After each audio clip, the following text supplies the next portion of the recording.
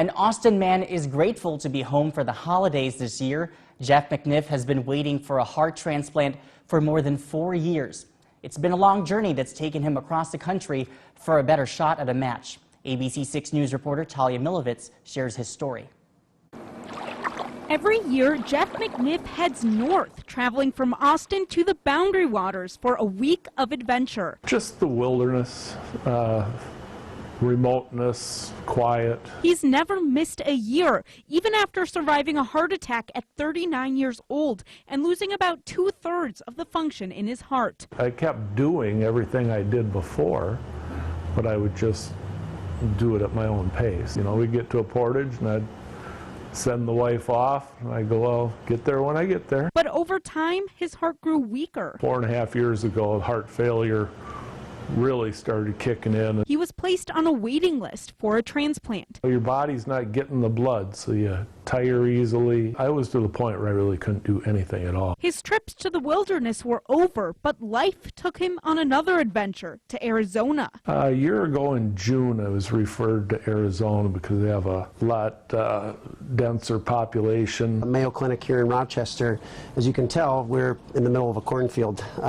We're the largest region by area, but not by population. So really what drives heart donors is a population. At Mayo Clinic in Arizona, they do draw from Southern California, and the Phoenix Scottsdale area is a couple million people. We went down with the expectation of having a heart within a year. But he never got one. After about a year and a half, they told us that organ allocation system had changed and I wouldn't be any better off there than in Austin. The changes were supposed to make it easier for smaller cities to have access to organs. It's now a 500-mile radius, so it does bring some of the larger cities into play for us, per se, in terms of Chicago, St. Louis, Missouri, etc. So I think the changes have benefited us. We have seen our transplant numbers increase. But still, organs typically go to those most in need first. Heart transplants don't last forever, and so we really want to make sure that patients that are, let's just say, stable with heart failure aren't getting an organ too early.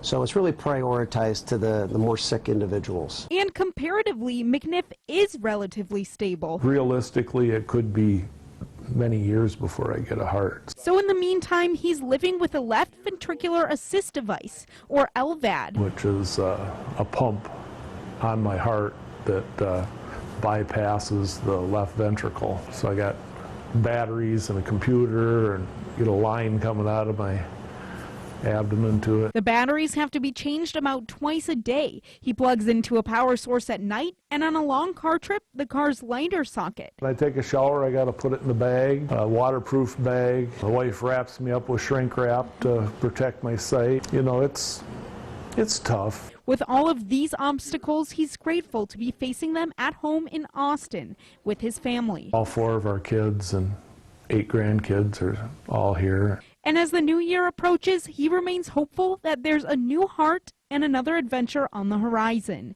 In Austin, Talia Milovitz, ABC 6 News. Thank you, Talia. If you're interested in becoming an organ donor, we'll have more information on our website at KAAL-TV.com.